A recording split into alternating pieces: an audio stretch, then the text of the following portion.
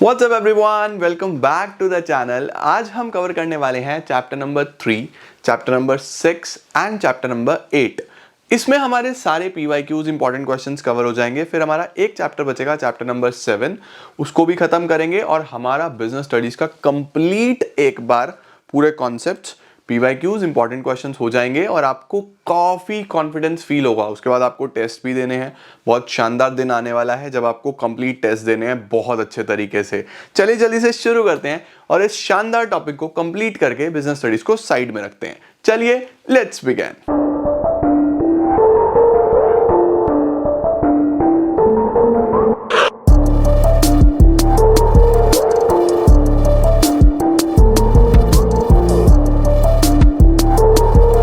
चलो यार शुरू करते हैं हम लोग चैप्टर नंबर 3 बिजनेस एनवायरनमेंट के साथ। क्या क्या किस तरीके का क्वेश्चन यहां से आ सकता है। First question, business environment is said to be uncertain. Uncertain कब बोलते हैं? 4 पॉइंट्स दिए हुए हैं। अनसर्टेन से आपके माइंड में फटाफट आना चाहिए, अनसर्टेन का मतलब कि इसको आप प्रिडिक्ट नहीं कर सकते, फ्यूचर में क्या होने वाला है पता नहीं है, right. Number 1, different elements of business environment are closely interrelated. कुछ भी नहीं। It differs from country to country, ये भी अनसर्टेन से लेने देना नहीं है।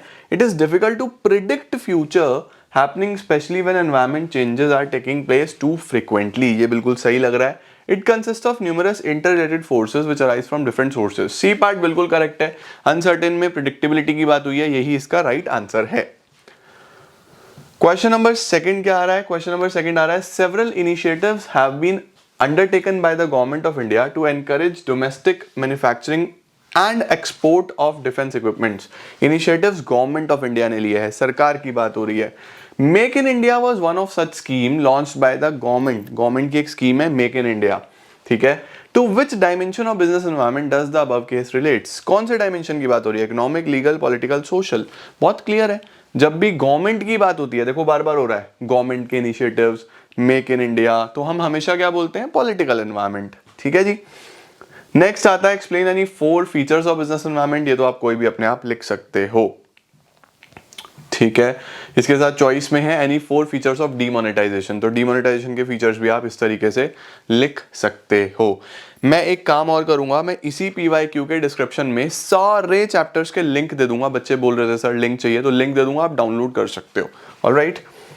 Question number 4, explain any 4 points of importance of business environment. Direct question है, इंपॉर्टेंस आप अच्छे से डिफाइन कर सकते हो, एक्सप्लेन करना है इसको, ठीक है। सिर्फ हेडिंग्स मत लिख देना, ये मैंने हिंट्स लिखे हुए हैं, एक्सप्लेन करके आना आप। Explain the following dimensions of environment. Political और सोशल को एक्सप्लेन करना है। पॉलिटिकल क्या होता है? जहां पे गवर्नमेंट की बात हो, पॉलिटिक्स की बात हो। और सोशल क्या होता है? जहां समाज की बात हो, सोसाइटी के लिए कुछ अच्छा हो रहा है, एम्प्लॉयमेंट अपॉर्चुनिटी जनरेट हो रही हो, इस तरीके का कुछ भी होना चाहिए, ठीक है। देखो attitude of people, family system, caste, religion, language, education, ये सब इसके अंदर आ जाता है।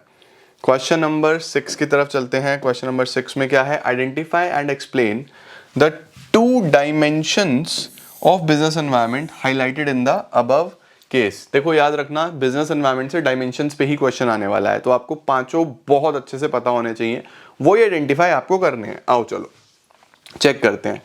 Mahindra agro limited started for distribution of harmful and chemical free a new venture fertilisers vegetables, ठीक है।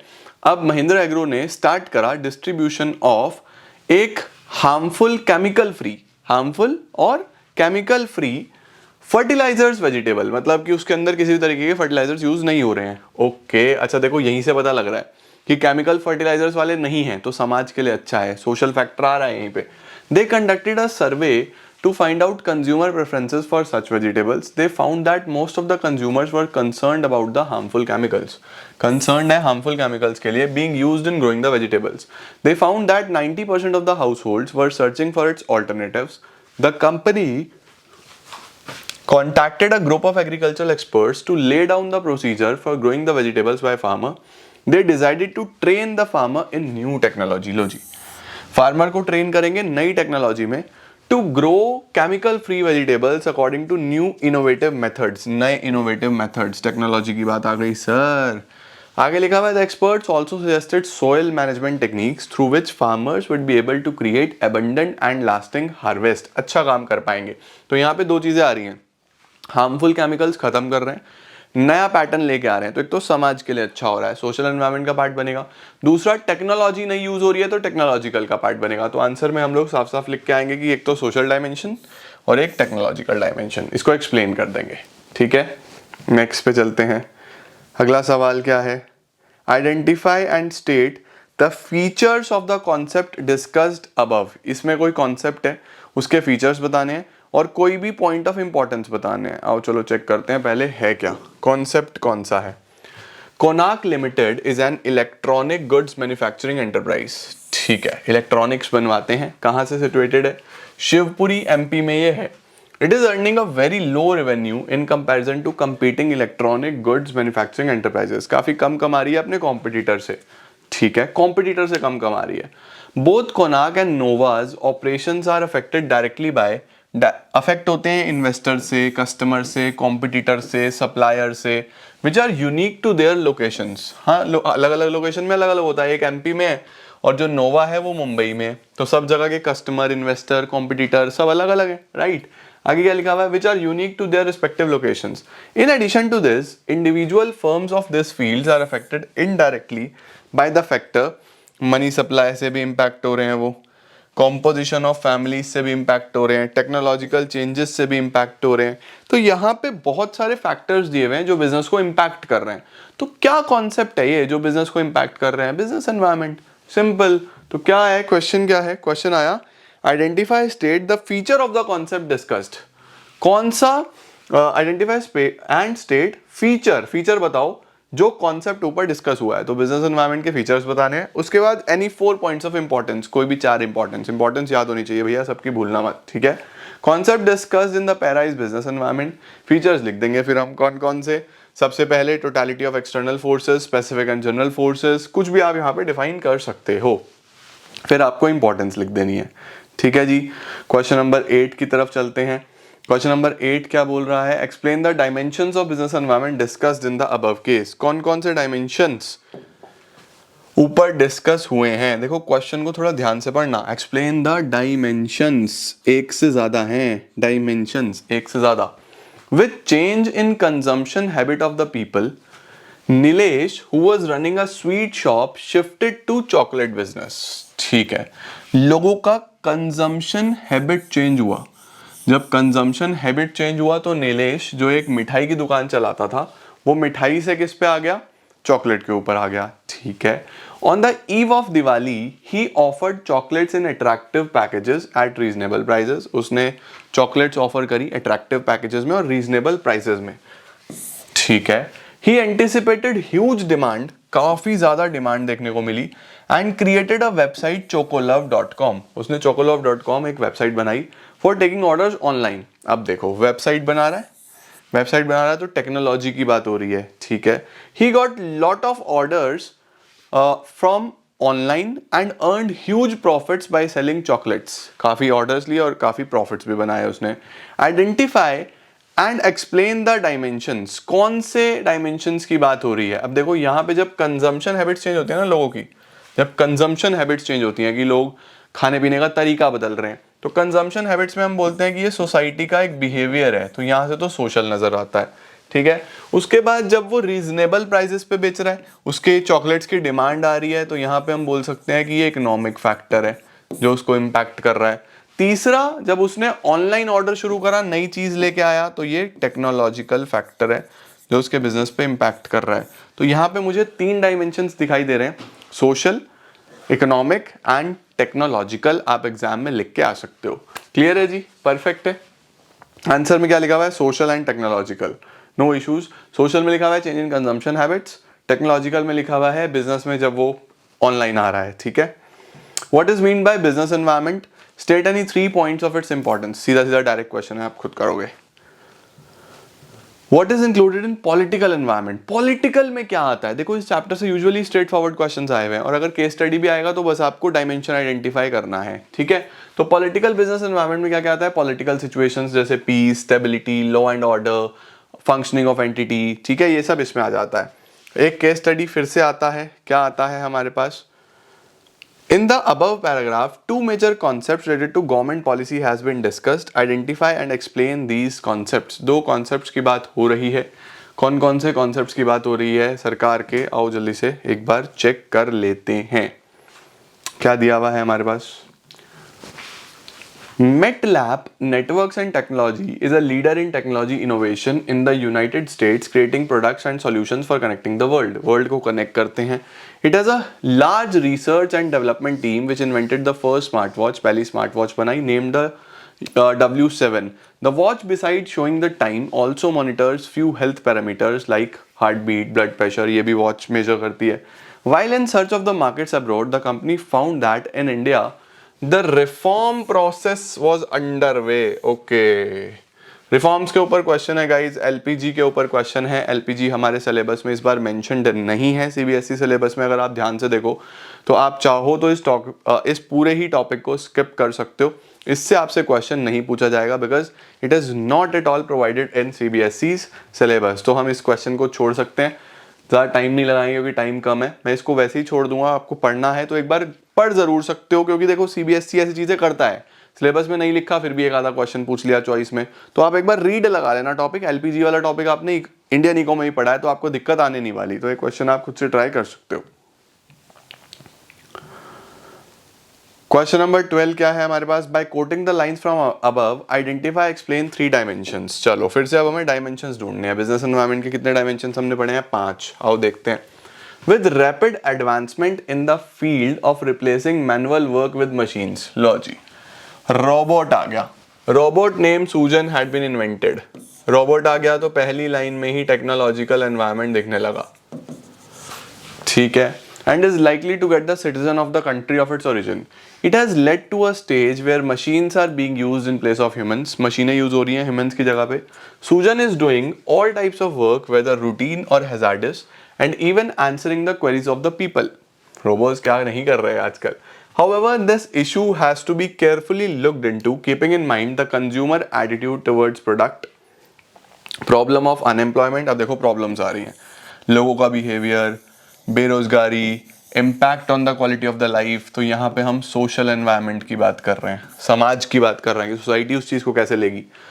थ्रू द ऑर्डर्स, अब यहाँ ध्यान दो, ऑर्डर्स किसके हैं? Orders and decisions of various commissions and agencies at centre, state and local level. Orders की बात कर रहा है, ऑर्डर की बात कर रहा है तो लीगल आ गया यहाँ पे पॉइंट, ठीक है ना, legal environment. Indian government is playing a very significant role in balancing the use of human and machine power. कौन कौन से डायमेंशंस आ गए यार?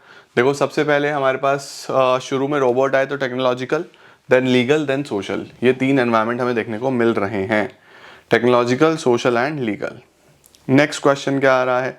Identify the economic reforms. Reforms का क्वेश्चन मैं फिर आप पे छोड़ रहा हूँ कि आप एक बार चेक कर लेना, बस वही एलपीजी, लिबरलाइजेशन, प्राइवेटाइजेशन, ग्लोबलाइजेशन, सिर्फ एक बार रीड लगा लेना, सिलेबस का पार्ट नहीं है। Okay. Question number 14, business environment includes both the specific and general forces. 4 specific forces बताओ, 4 general forces बताओ। तो specific forces में तो आप ही का इन्वेस्टर, आपका कस्टमर, आपका कॉम्पिटिटर, ये सब आ जाते हैं। Investor, creditor, competitor, customer, supplier, ये सब आ गए। जनरल में तो पॉलिटिकल, लीगल, सोशल, वो सब है ही आपके general, social, economic, political, legal, technological. Business environment और उसके कोई 3 फीचर डिफाइन करने हैं, आप खुद कर सकते हो। Why is understanding the business environment important for managers? Understanding क्यों जरूरी है? क्योंकि इससे क्या होगा, अपॉर्चुनिटीज और आइडेंटिफाई कर लोगे और फर्स्ट मूवर एडवांटेज ले लोगे, थ्रेट्स आइडेंटिफाई कर लोगे, अर्ली वार्निंग सिग्नल्स आइडेंटिफाई कर लोगे, यूजफुल रिसोर्सेज ले लोगे, सब इंपॉर्टेंस लिखनी है, ठीक है जी। नेक्स्ट आता है explain with the help of an example how do political environment and legal environment affect the functioning of the business. Political environment और लीगल किस तरीके से अफेक्ट करता है बिजनेस की फंक्शनिंग को, एग्जाम्पल के साथ लिख के दिखाओ। अब देखो ऐसा आंसर आपको कैसे फ्रेम करना है, इसमें राइटिंग कैसे करनी है ये समझो। सबसे पहले ये लिखना कि पॉलिटिकल एनवायरनमेंट में पॉलिटिकल कंडीशंस आती है, जैसे कंट्री की stability, peace, attitude of government representatives, right. Example of political environment affecting the functioning of business enterprise is even after opening up of Indian economy in 1991, यानी globalisation के बाद भी foreign companies found it extremely difficult to cut through the bureaucratic red tape to get permits from doing business in India. बाद में भी उनको काफी problem आई companies को परमिशंस लेने में, which discouraged them from investing in our country, जिस वजह से उन्होंने हमारे देश में इन्वेस्ट करने से काफी रेजिस्ट करा, काफ़ी इन्वेस्टिंग हमारी रह गई, जो पैसा आना चाहिए था वो नहीं आ पाया सिर्फ और सिर्फ गवर्नमेंट की कमियों की वजह से। तो ये एक तरीके का पॉलिटिकल डिसबैलेंस है। और लीगल में क्या आ जाता है, लीगल में जैसे legislations, administrative orders, court judgments, ये सब, फिर हम इसका एग्जांपल लिख सकते हैं। ठीक है, नेक्स्ट क्या आ रहा है अब हमारे पास, आगे लिखा हुआ है the court passed an order that in all the schools must have water purifiers for the school children. बच्चों के पास वाटर प्योरीफायर होने चाहिए हर स्कूल में। As society is more concerned about quality of life. अब देखो ऊपर कोर्ट का जजमेंट है, नीचे लिखा हुआ है सोसाइटी क्वालिटी ऑफ लाइफ को लेकर काफी कंसर्न्ड है। ओके अब यहाँ पे सोसाइटी कंसर्न्ड है तो सोशल एनवायरनमेंट की बात हो रही है। Innovative techniques are being developed, innovative techniques आ गई हैं तो टेक्नोलॉजी की बात हो रही है। Incomes are rising and children at home are also drinking purified water. Government is also showing positive attitude toward water purifier business. Incomes बढ़ रही है तो यहाँ पे economic environment की बात हो रही है।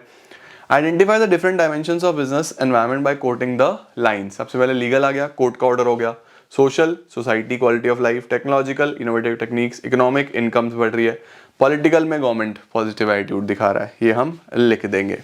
उसके बाद लास्ट क्वेश्चन क्या आ रहा है, question number 19, celebration of festivals like Diwali, Eid, Christmas, Lohri, Gurpurb, etc.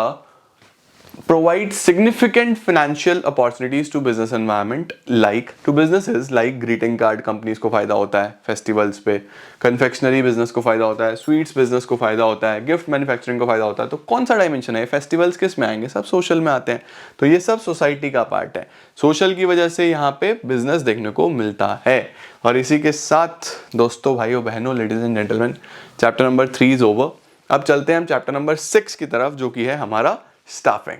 तो अब शुरू करते हैं हम लोग स्टाफिंग के क्वेश्चंस के साथ, दैट इज चैप्टर नंबर 6। सबसे पहले, how does staffing help to ensure higher performance of employ.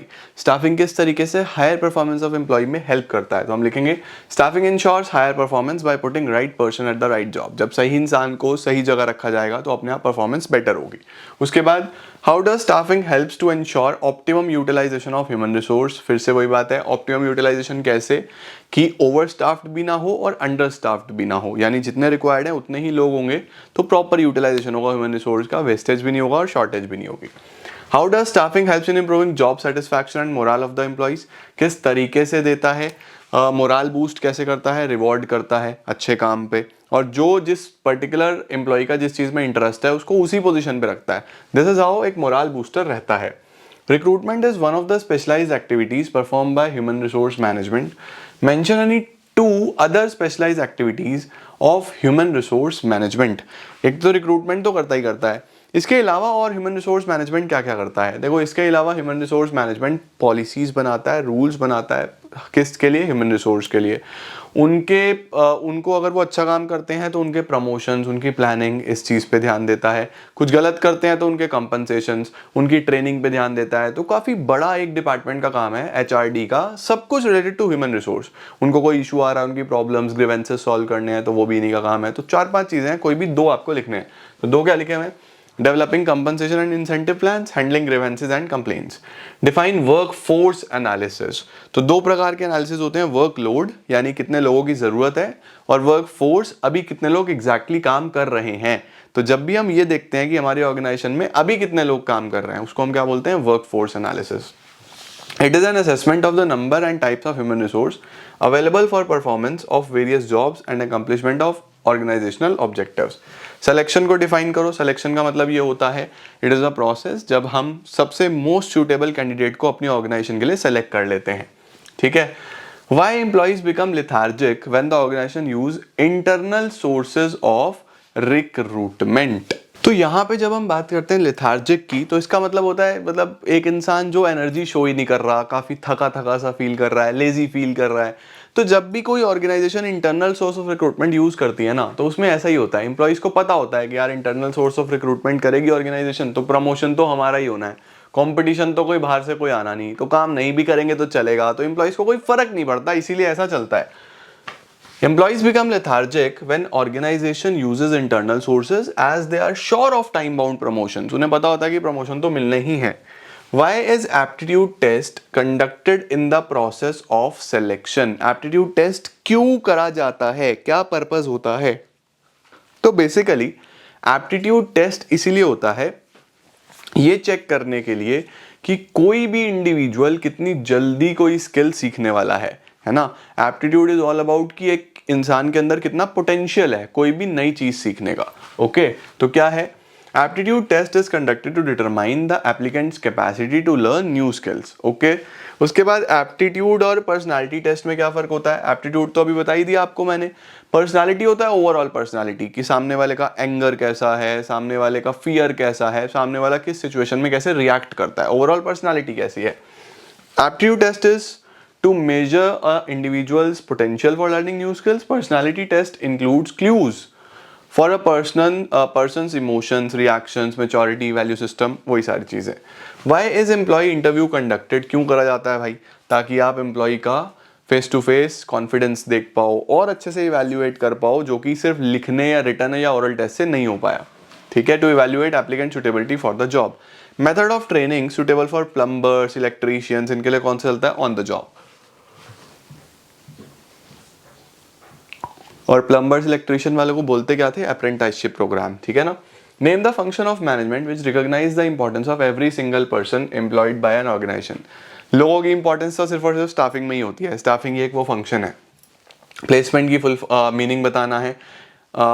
Placement refers to the employee occupying the position और पोस्ट विच ही और she has been selected. Occupy करना position को, इसी को placement बोलते हैं।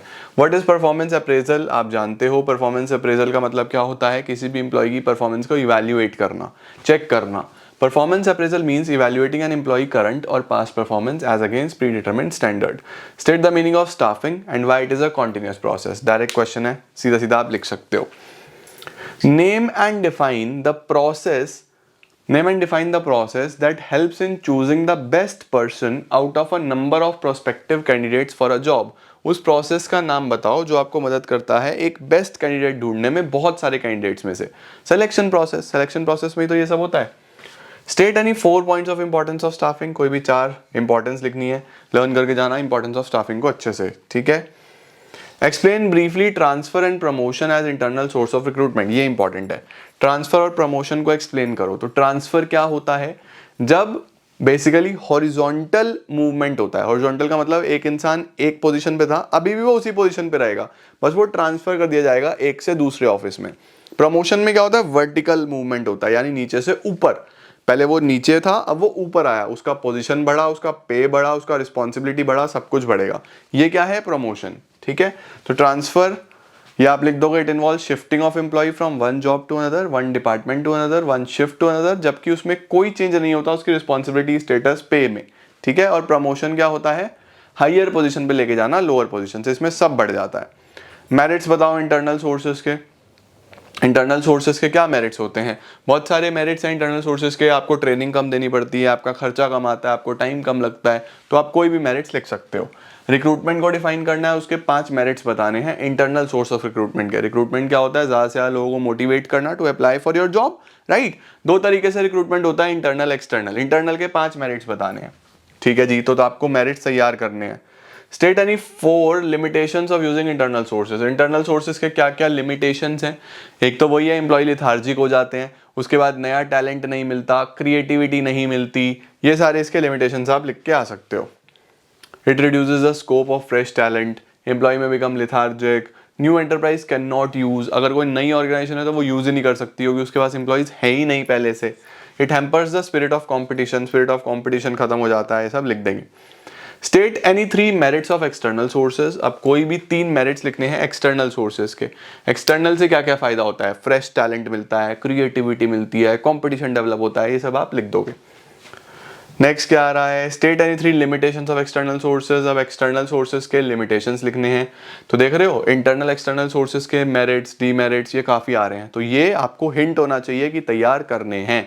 ऑलराइट, इसके बाद आता है despite internal sources of recruitment being economical. बोल रहा है इंटरनल सोर्सेज इतने इकोनॉमिकल है, तब भी कंपनीज उनको यूज क्यों नहीं करती, इंटरनल को क्यों नहीं यूज करती। तो स्ट्रेट फॉरवर्ड क्वेश्चन देखो, पढ़ो आंसर।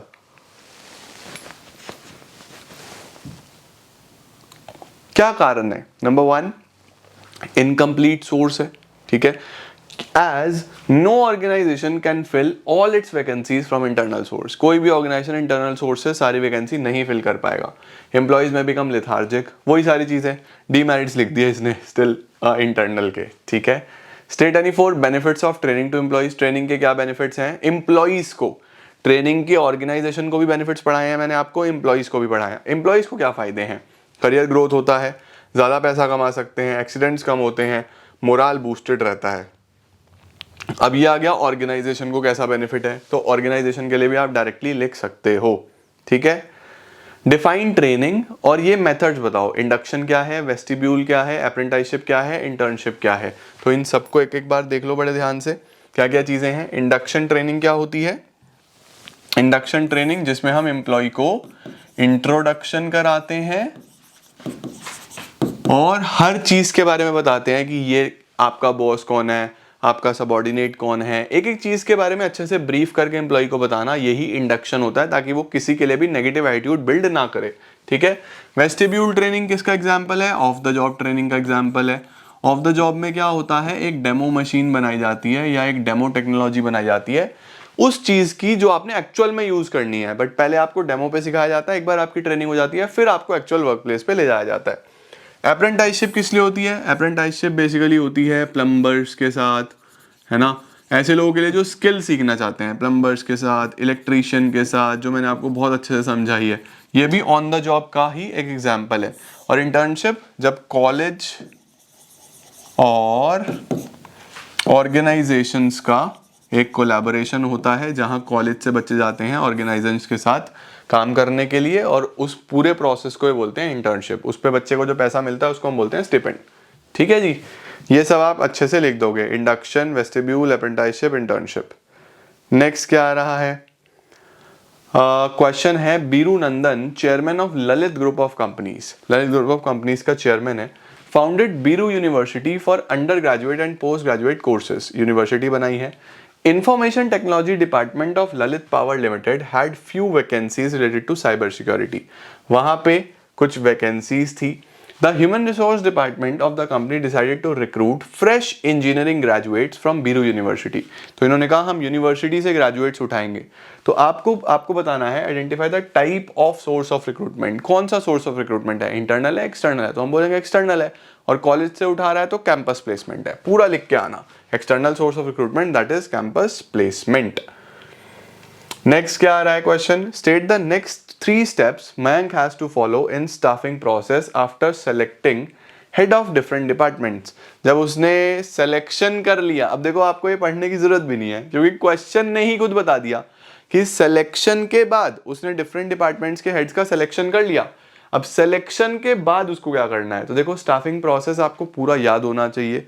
कहाँ से शुरू होता है? Estimating the man power requirement, recruitment, है ना. तो इस तरीके से आपका सारी की सारी चीजें पता होनी चाहिए कि कहाँ से शुरू होता है. अब बोल रहा है सिलेक्शन के बाद क्या करना होगा, तो अगर हम नहीं भी बढ़ते तो हमें पता होना चाहिए कि सिलेक्शन के बाद placement orientation, training development and appraisal ही होता है.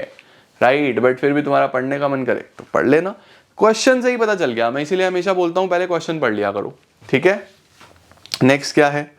Question number 29. इसको चेक करते हैं बाबा, बहुत बड़ा है. क्वेश्चन देखते हैं पहले. Quoting the line from above paragraph, explain the 2 source of recruitment being used for filling of the vacancies. ठीक है जी. इसके अंदर 2 सोर्सेज ऑफ रिक्रूटमेंट होंगे, हमें वो ढूंढने हैं. ये भी देख लेंगे कि इंटरनल है या एक्सटर्नल है. Ganesh was concerned about the sedentary lifestyle people are leading nowadays. Their dependency on outside food is also increasing because corporate work culture demand working till late night. बिल्कुल सही बात है, लेट नाइट तक काम करना पड़ता है. So he decided to start a restaurant. ठीक है. गणेश इंसान है जो एक रेस्टोरेंट शुरू कर रहा है. हेल्दी ईटिंग पॉइंट उसका नाम रखा उसने रेस्टोरेंट का, हेल्दी ईटिंग पॉइंट. जो की पॉइंटर्स है ना उन्हें बॉक्स में अंडरलाइन कर लिया करो. To provide healthy food options to the customers. After completing planning and organizing, he identified the various job positions that are required. अब उसको क्या क्या चाहिए? एक जनरल मैनेजर चाहिए, एक अकाउंटेंट चाहिए, 2 शेफ चाहिए, 2 boys for serving the food and 3 boys for home delivery. ठीक है. ये सब positions उसने ओपन कर दी अपनी ऑर्गेनाइजेशन में. He decided that his father Karan would be the general manager. ठीक है जी, उनके फादर तो होंगे जनरल मैनेजर। लो जी, ये तो अंदर से ही इसने अपॉइंटमेंट कर लिया। He would be paid rupees 50,000 per month for his services. His father requested him to appoint his friend's son Prem as an accountant. अब देखो, फादर ने रिक्वेस्ट करी, ये हो गया रिकमेंडेशन ऑफ एम्प्लॉइज। जब कोई ऑलरेडी आपका एम्प्लॉय हो, वो आपको रिकमेंड करे ना कि इसको अपॉइंट कर लो, उसको हम रिकमेंडेशन बोलते हैं। To appoint his friend son Prem as an accountant, ठीक है। Ganesh agreed to this proposal. Earlier, Prem had a business of providing unskilled workers, different organizations from remote areas of the country. Prem took permission from Ganesh to continue with the old business. ठीक है. Ganesh happily agreed and asked him to provide 5 boys for serving and delivering the food. अब देखो, गणेश ने प्रेम को बोला कि आप पहले भी लोगों को एम्प्लॉइज देते थे, मुझे भी 5 ऐसे लोग दे दो। तो ये क्या हो रहा है, ये आ रहा है लेबर कॉन्ट्रैक्टर्स। ये लोग लेबर कॉन्ट्रैक्टर्स होते हैं जो कॉन्ट्रैक्ट बेसिस पे आपको लेबर प्रोवाइड करते हैं, ठीक है। For the appointment of 2 chef, अब 2 शेफ के लिए Ganesh approached a renowned hotel management institute and was satisfied with chef provided by the institute. Hotel management institute, वहां से इसने शेफ उठाए, तो इट मींस कॉलेज से ले रहा है, कॉलेज कैंपस में जा रहा है। तो ये सब 3-4 तरीके के हमें यहाँ पे दिखाई दे रहे हैं।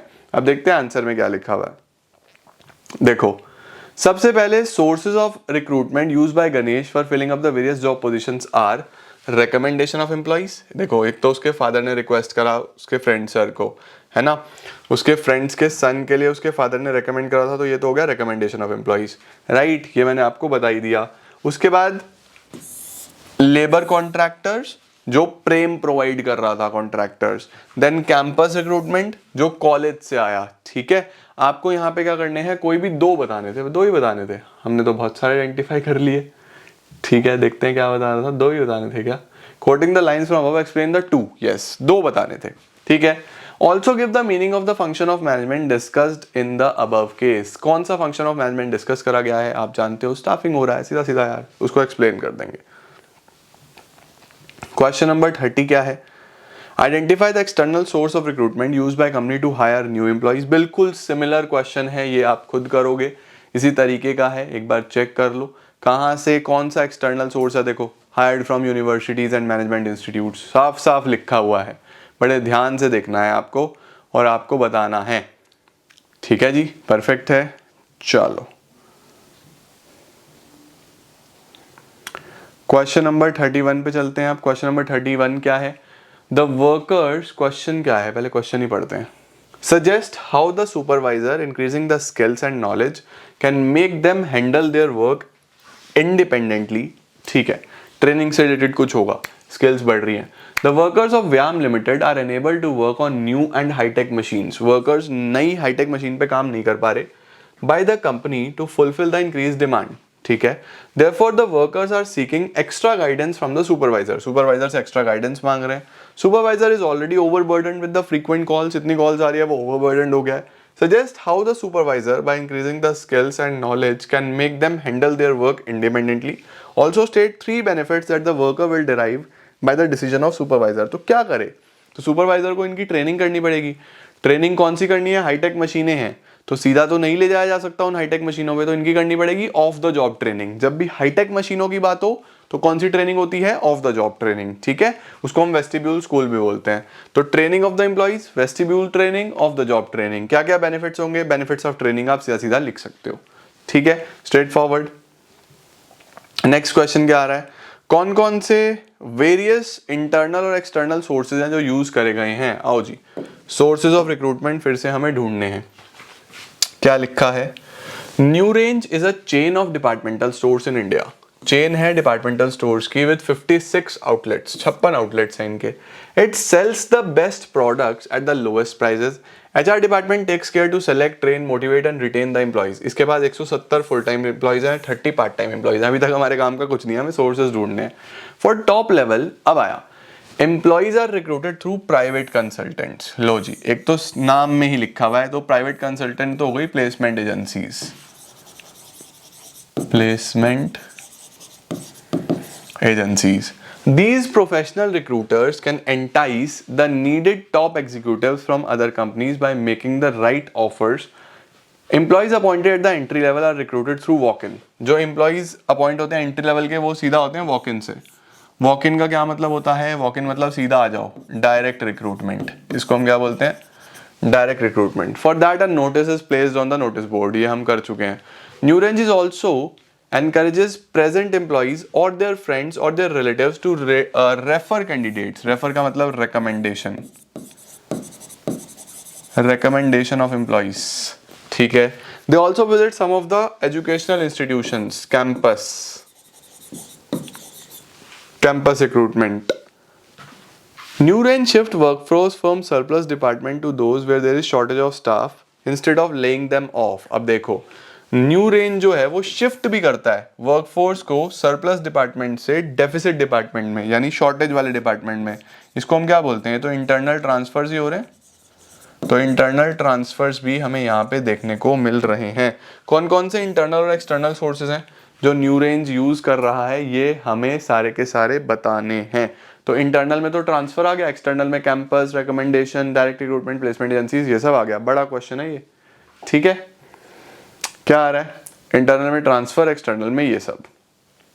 नेक्स्ट क्वेश्चन क्या लिखा है जी? Explain the other steps which Nisha has to perform to complete the process being discussed above. इसके मतलब कोई ना कोई प्रोसेस की बात हो रही है। आओ पढ़ के देखते हैं।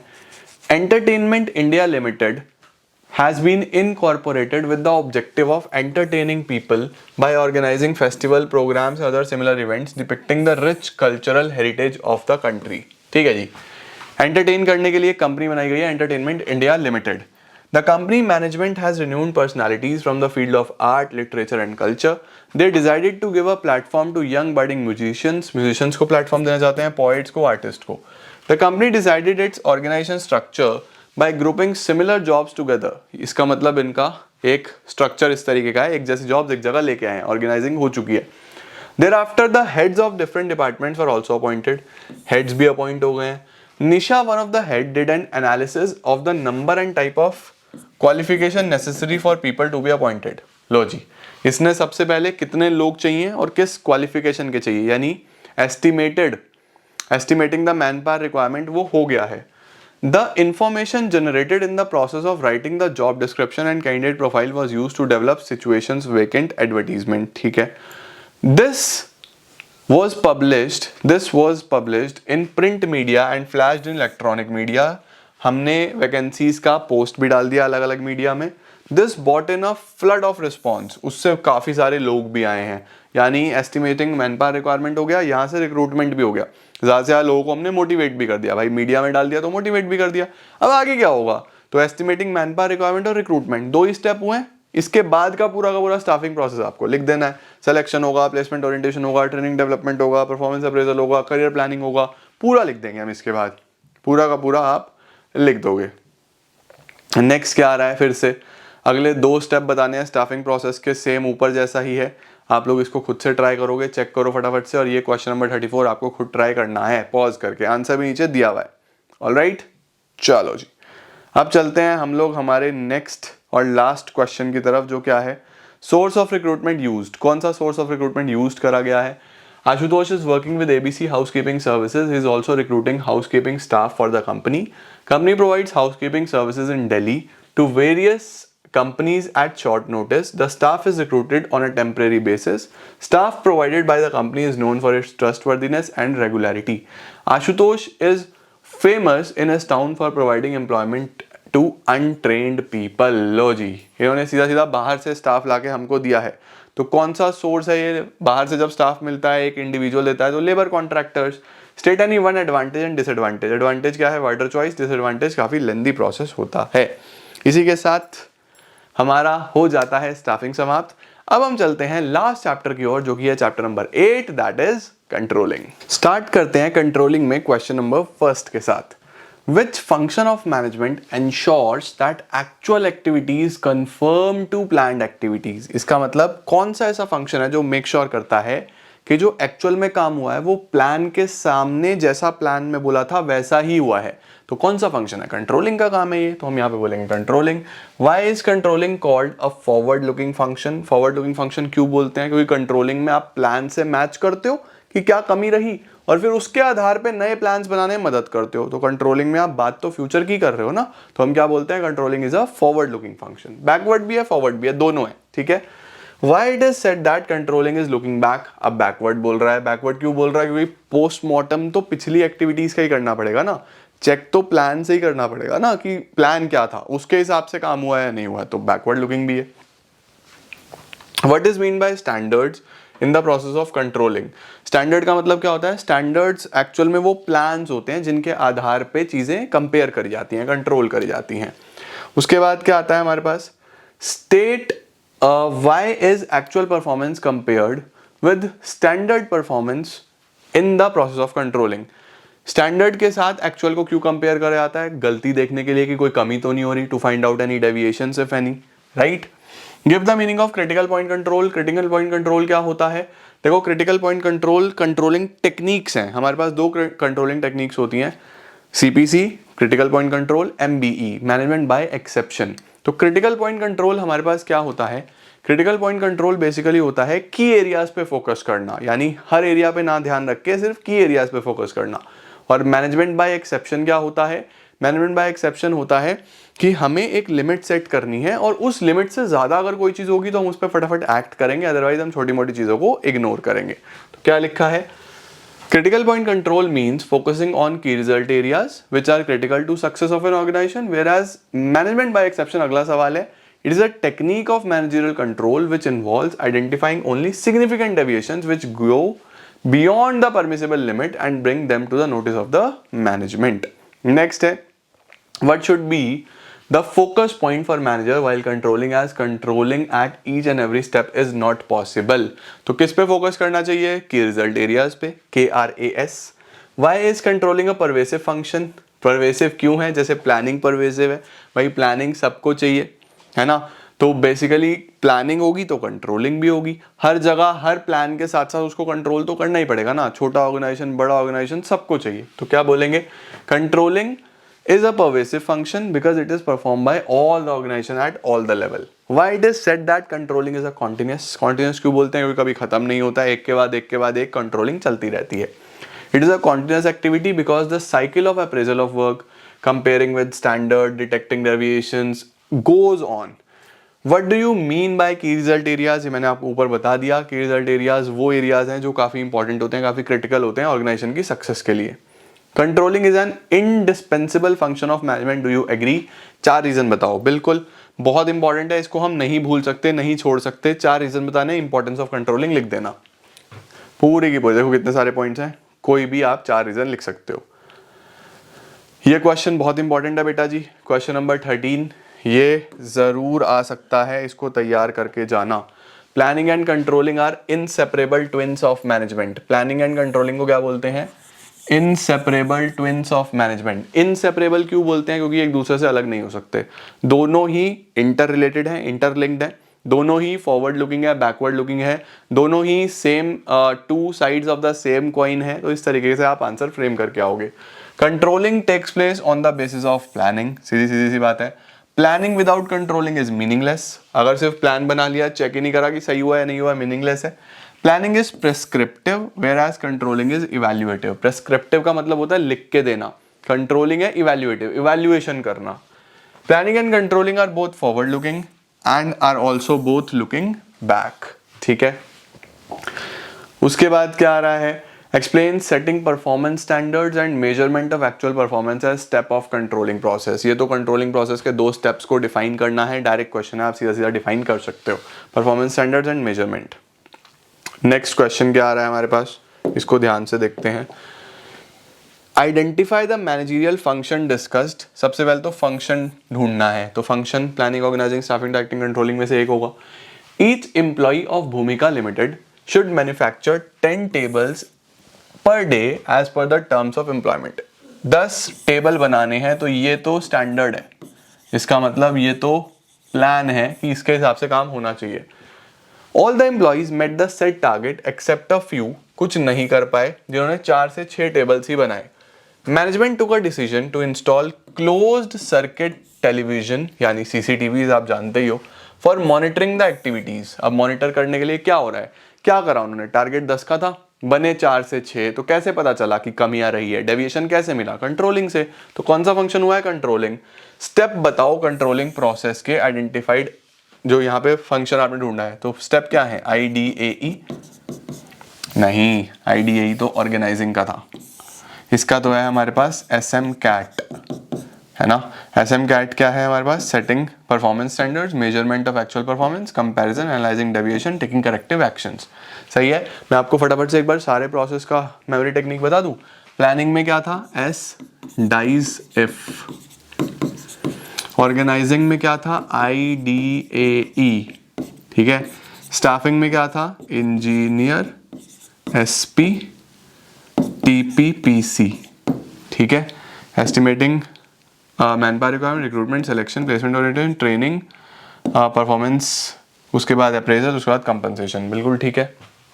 And then we have directing. Directing में ऐसा कोई प्रोसेस नहीं था। उसके बाद हमारे पास कंट्रोलिंग। कंट्रोलिंग में SMCAT।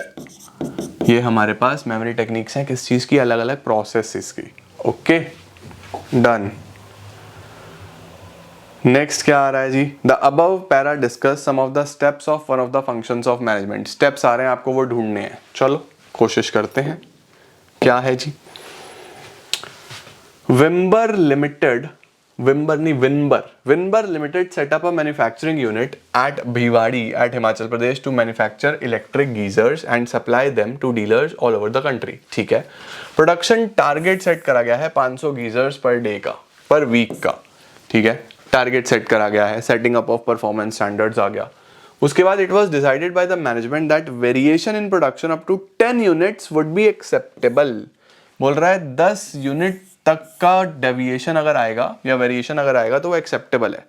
ठीक है, यानी कि जो टारगेट है 500 गीजर का, अगर 490 तक भी हुआ तो चलेगा, हमें कोई दिक्कत नहीं है। यानी मैनेजमेंट बाय एक्सेप्शन हो रहा है यहाँ पे। 10 यूनिट्स तक का बेसिक एक स्टैंडर्ड सेट कर दिया गया है। At the end of the first week the production was 450 geyser, next week 470 geyser, उसके बाद 460 geyser. On investigation it was found out that fluctuation was due to irregular supply of electricity. पता चला कि बिजली नहीं आ रही थी, इस वजह से फ्लक्चुएशन आ रहा है। Above para discuss some of the steps of one of the function, explain the steps. बिल्कुल है जी। सबसे पहले तो एक तो हमने करा है steps in the process of controlling discussed are setting of the performance standards. ठीक है, उसके बाद हमने मेजरमेंट करा है, कितना कितना आया है। मेजरमेंट के बाद हमने कंपेयर करा है, कंपेयर करने के बाद हमें डेविएशंस मिले हैं, तो हम क्या लिखेंगे? Setting of the standards, measurement and then comparison करा है हमने। कौन सा नहीं डिस्कस करा गया? Corrective action. करेक्टिव एक्शन के बारे में कोई भी बात नहीं बताई गई है। ऑलराइट, नेक्स्ट आता है हमारे पास बच्चे क्वेश्चन नंबर 17। फिर से फंक्शन आइडेंटिफाई करना है और स्टेप्स ढूंढने हैं। बिल्कुल सिमिलर है जैसे ऊपर आया था, तो ये आप खुद करोगे। This is your homework. Next क्या आ रहा है?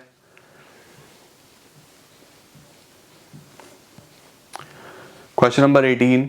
Standards are set in quantitative as well as qualitative terms. Identify the type when it is set in terms of cost. Cost में अगर हम बात करते हैं तो कॉस्ट तो हमेशा ही क्वांटिटेटिव होती है कि इतने रुपए का खर्चा आना चाहिए या इतना खर्चा नहीं आना चाहिए, तो कॉस्ट तो हमेशा ही क्वांटिटेटिव होती है। नेक्स्ट क्या है जी?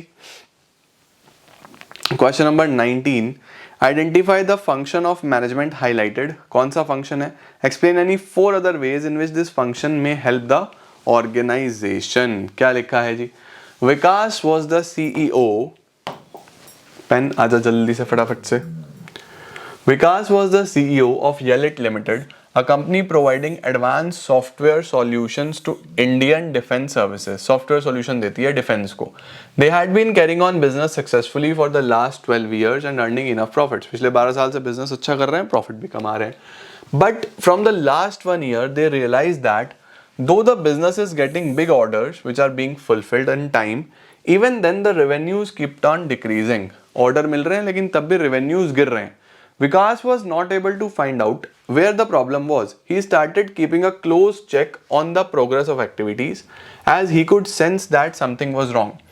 He wanted to take some action before any major damage could be done. कुछ बड़ा हो इससे पहले ही वो एक्शन लेना चाहता है। Vikas appointed a cyber security expert who monitored the company's process. अब देखो मॉनिटरिंग हो रही है, कंट्रोलिंग हो रही है। कंपनी के प्रोसेस मॉनिटर करे and found out, deviation मिला, computer operator was deleting the entries from the computer and pocketing the revenues. Entry delete कर रहा था और revenue pocket कर रहा था, जेब में डाल रहा था. He was caught and handed over to the police. Police को दिया गया. This created an atmosphere of order and discipline in the organization. Order और discipline बना and helped in minimizing dishonest behavior on the part of the employees. Dishonest behavior अब minimize हो गया, कम से कम हो गया. कौन सा फंक्शन परफॉर्म करा गया है? फंक्शन परफॉर्म करा गया है कंट्रोलिंग. हम मॉनिटर्ड से ही समझ गए थे. उसके बाद आपको बोल रहा है कि कंट्रोलिंग आपको और किस किस चीज़ में मदद करता है. गोल्स अचीव करने में, रिसोर्सेज को प्रॉपर यूज करने में, मोटिवेशन के लिए, एक्यूरेसी के लिए, ये सब यूज कर सकता है. नेक्स्ट क्या आता है? Rajiv and Sanjeev are managers in the same organisation having different units. एक ही ऑर्गेनाइजेशन में दो मैनेजर्स हैं, दोनों के पास अलग अलग यूनिट्स हैं. While discussing about the function of management, Rajiv says planning is looking ahead, whereas controlling is looking back. Rajiv बोल रहा है कि प्लानिंग का मतलब होता है आगे के बारे में सोचना और कंट्रोलिंग होता है पीछे देखना. संजीव क्या बोलता है? संजीव बोलता है प्लानिंग पीछे देखना होता है और कंट्रोलिंग आगे देखना होता है. Both are giving reasons in favor of their statements. Explain the possible reasons given by both and justify who is correct. आप बताओ कौन करेक्ट है. तो देखा जाए तो दोनों ही करेक्ट हैं और दोनों ही आधा आंसर दे रहे हैं. राजीव बोल रहा है कि प्लानिंग लुकिंग अहेड है, बिल्कुल सही है, लेकिन प्लानिंग लुकिंग बैक भी है. सिमिलरली कंट्रोलिंग लुकिंग बैक है बट कंट्रोलिंग लुकिंग अहेड भी है. दोनों ही फॉरवर्ड लुकिंग भी होते हैं और बैकवर्ड लुकिंग भी होते हैं. तो देखो हम क्या बोलेंगे. Rajiv who says planning is looking ahead whereas controlling is looking back may be giving the following reasons. क्योंकि प्लान्स क्या होते हैं? These are prepared for future and are based on forecast. बिल्कुल सही बात है. Therefore planning is looking ahead. सही है वो अपनी जगह. On the other hand, controlling is like a post-mortem of past activities. इसीलिए उसने कंट्रोलिंग को लुकिंग बैक बताया. अब संजीव की अगर हम बात करें तो संजीव बोल रहा है planning is looking back whereas controlling is looking ahead. वो ये रीजन दे रहा होगा. लुकिंग बैक क्यों? क्योंकि प्लान्स आपके पिछले एक्सपीरियंसेस से ही बनते हैं. कंट्रोलिंग इज अहेड लुकिंग क्योंकि करेक्टिव एक्शंस जो होते हैं वो बेसिकली फ्यूचर परफॉर्मेंस के लिए होते हैं. तो कंक्लूजन हम क्या लिखेंगे? Planning and controlling are both backward looking as well as forward looking. ठीक है जी. नेक्स्ट क्या आ रहा है हमारे पास? फिर से नेम द फंक्शन. क्या है जी? Sita, Gita, Babita are engaged in manufacturing machine components. Machine components बनाते हैं. The target of production is 250 units per day. 250 units बनाना चाहते हैं. Company has been successfully attaining this target. Attain कर रहे थे पिछले 2 महीने से. Over the last 2 months it has been observe that daily production varies between 200 से 210 यूनिट. यानी प्रोडक्शन गिर गया है.